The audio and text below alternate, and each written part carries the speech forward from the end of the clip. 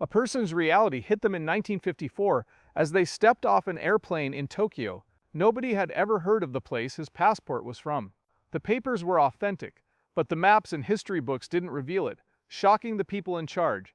For a long time, people believed the tale of the man from Taured to be imaginary, but then reports started trickling in that proved them wrong. Not only did he exist, but the events that unfolded thereafter were more horrific than anybody had anticipated. This is more than just another riddle. This gives us a terrifying glimpse into a world we were never meant to comprehend. The plane arrived at Tokyo's Haneda Airport in what appeared to be a routine manner on a hot July day in 1954. However, it proved to be a mystery that would elude authorities for years to come. There was one individual who stood out among the many officials, tourists, and business people passing through customs. He had a distinct European accent, sported nice clothes, and traveled with a sleek black suitcase. He gave off the impression of a businessman who was well-traveled and comfortable with international borders. However, what followed set in motion a series of bizarre and terrifying occurrences that would lead many to question whether he had ever existed in our world. With an air of self-assurance and politeness, the man relinquished his papers. The numerous visa stamps from Asian and European countries made his passport appear authentic, but the moment the customs official saw the name of the country, he froze. Neither a map nor any historical record could ever reveal the existence of the country mentioned in the passport. Early on, authorities chalked it up to a translation error or typo that caused confusion. However, without displaying any symptoms of confusion or dishonesty, the man asserted that Taured was real. The fact that they were completely unaware of it even irritated him slightly. In response to my question, the man pointed unwaveringly to a map, positioning his finger between France and Spain to indicate the location of the small principality of Andorra. Angry, he claimed that Taured had inhabited the area for over a millennium without acknowledging Andorra. The airport personnel made an effort to remain silent, but suddenly, things escalated in an unexplainable way. The evidence he presented appeared to corroborate his claims and included a driver's license, corporate documents, and a checkbook. The owner's home country was Taured, and every item bore a peculiar symbol that no customs officer had ever seen before. The authorities decided to interrogate him further out of concern that they were dealing with a complex fraud. The man's tale, however, remained unchanged. His confidence shone through as he recounted his business dealings, the European offices he had visited, and the strong banking relationships he had maintained. He pretended to be visiting a Tokyo business, but when they called, nobody there knew who he was. The Taured company he claimed to work for could not be located, so they attempted to contact them by phone. His arrival seemed to have been teleported from another dimension, one in which seemingly incongruous elements coexisted. While questioning him, they had a doctor present to ensure he wasn't suffering from a mental illness. He was normal, in the doctor's mind, and he knew more than anyone else about what was happening. His actions betrayed his sincere belief in his statements, and his mounting frustration over the discrepancy between his memories and reality. While they continued their investigation, the police placed him under guard in a hotel room since they were unable to charge him with a crime, but also did not want to release him. The Taured man allegedly informed one guard en route to his temporary residence that he had crossed Tokyo numerous times trouble-free and failed to comprehend the significance of the current situation. Words were spoken in a plain and almost melancholy manner. It never occurred to him that he would be unable to utter a word more. Strangeness was palpable upon his arrival, but the impending events would render any explanation futile. The airport workers were under the impression that they were merely assisting a bewildered tourist, a situation involving mistaken identity. That was a mistake. Absolutely wrong. The true enigma had not even begun as of yet. There appeared to be no issue with the man's passport upon initial inspection. Produced using the same methods as any other European paper, it bore the customary markings of stamps, seals, and watermarks. Using ultraviolet light did not cause any harm. An intriguing tale unfolded as the stamps revealed arrivals and departures from various countries, including France, Spain, Germany, and even 2 separate trips to Japan within the past 5 years. Customs used the correct style and date for each stamp.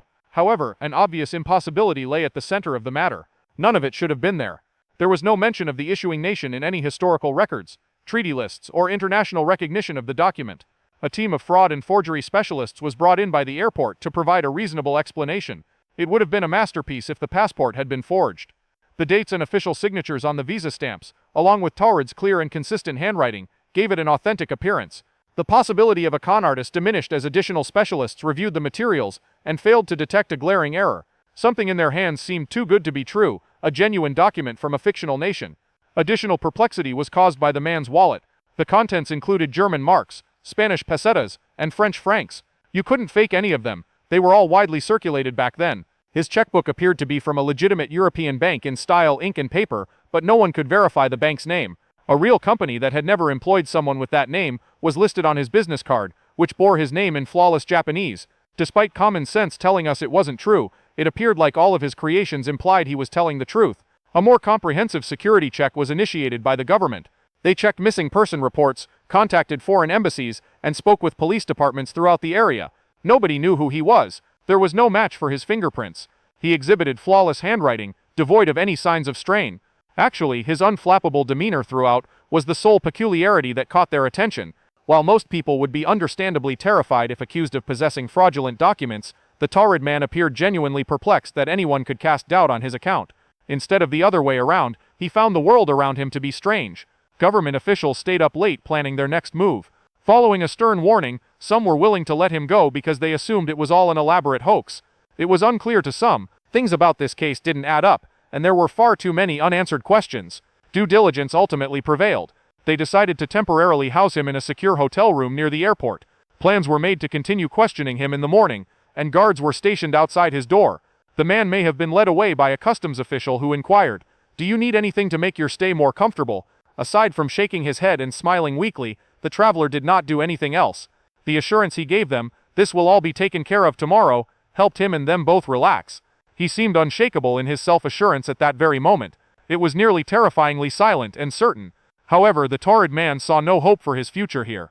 There was a missing man and evidence that went missing. The hotel was basic but secure. The location's proximity to the airport was a deciding factor in its selection.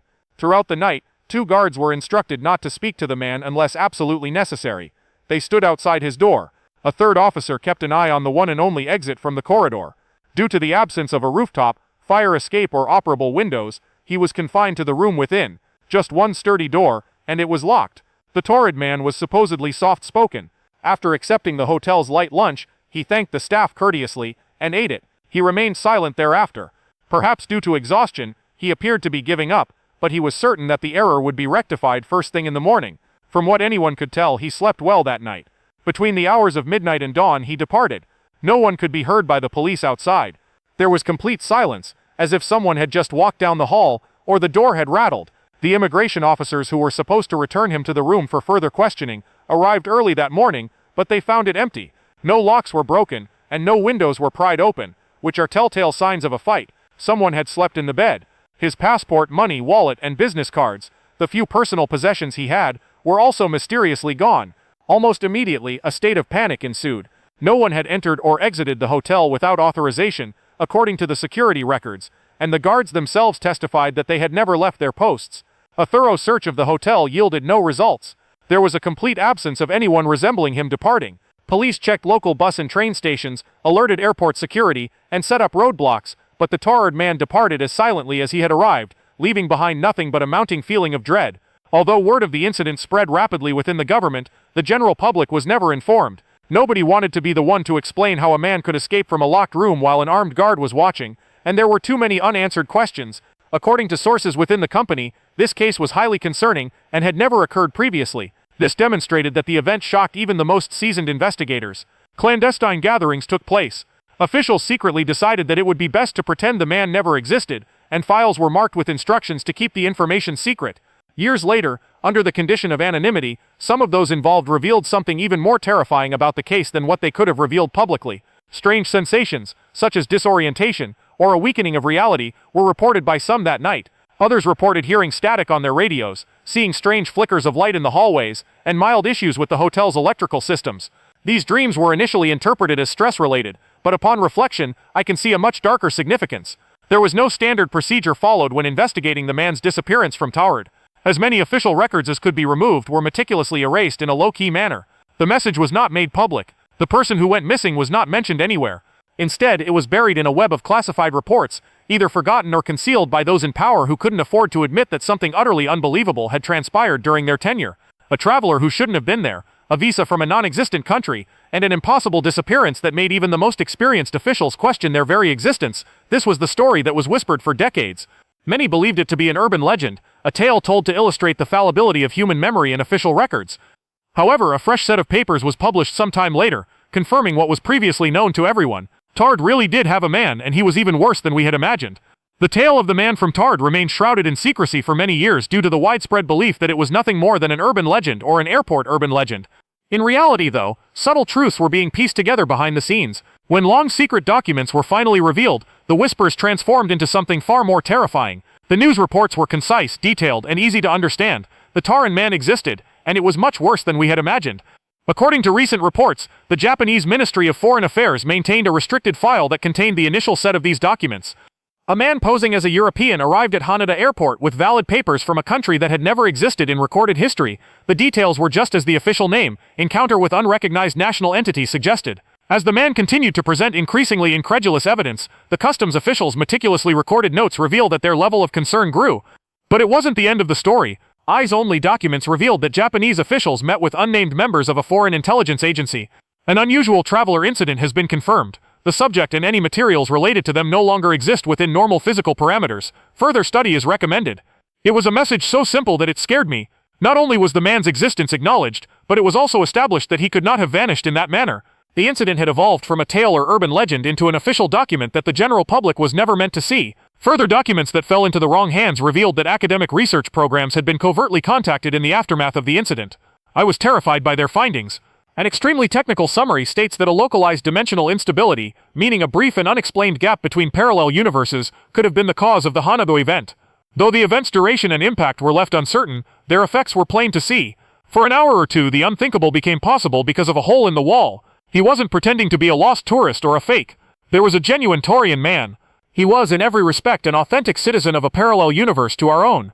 And when that narrow threshold between realms shut, he and everything he had left behind also crossed it. What was even worse was the inclusion of follow-up notes with the papers. Not all police officers shared the view that the rupture was completely coincidental. Unverified intelligence reports indicated that while he was detained, the airport's energy readings exhibited unusual fluctuations that could not be accounted for by typical machine breakdowns or external causes. According to some specialists, there may have been other similar events before the one at Haneda.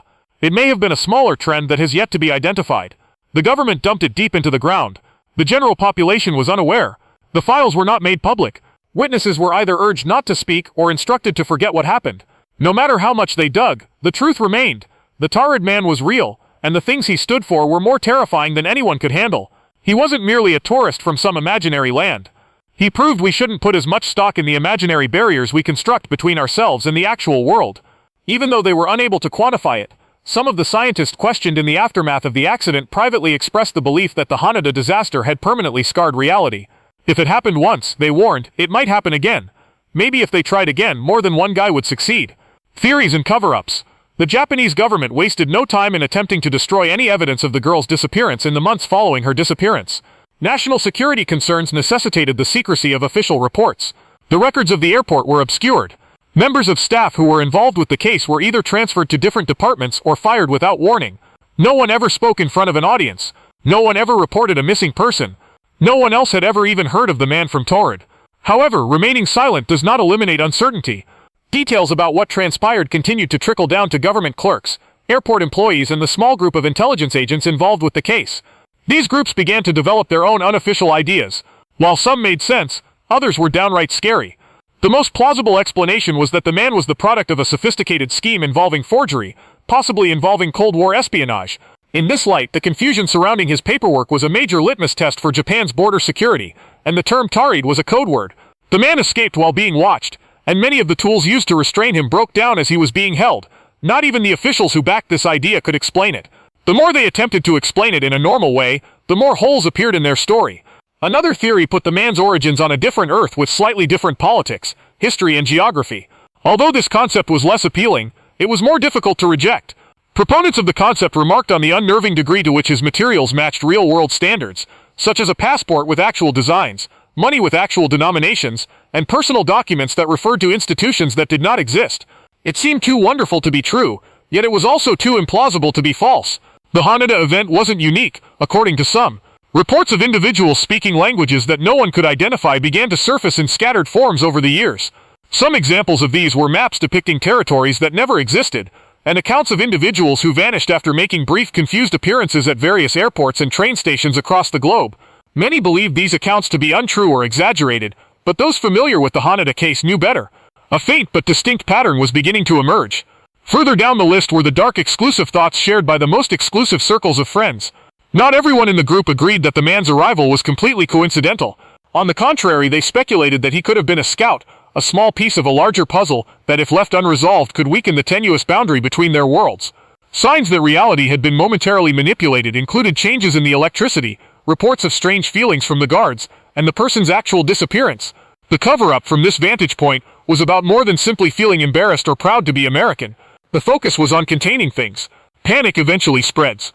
When individuals have the knowledge that the barriers between worlds can suddenly dissolve and no one on Earth can intervene, they are more likely to engage in horrific acts. Until it was officially confirmed, the event naturally remained in the realm of myth and reality. The man from Taured was supposedly just a fairy tale, they said. Viewers of the originals were aware of this, but they kept it to themselves. Even before the files were leaked, they knew the Taured man was real. There was no room for error, hoax, or carelessness in his absence. It was something new and nobody was prepared for it. Reports indicate that some individuals involved are still experiencing uneasiness. Some individuals allegedly left cautionary messages or cryptic notes in their personal diaries. They bring to mind opportunities you should have never taken, and errors you should have never repeated. Because once an alien has passed through, it's not a question of if, but when, another one will follow. Even though the man from Taured is no longer physically present, his legacy will live on in our world through his echoes. No one mentioned the Haneda event publicly, although it was discussed in private at conferences on theoretical physics and extra-dimensional theory.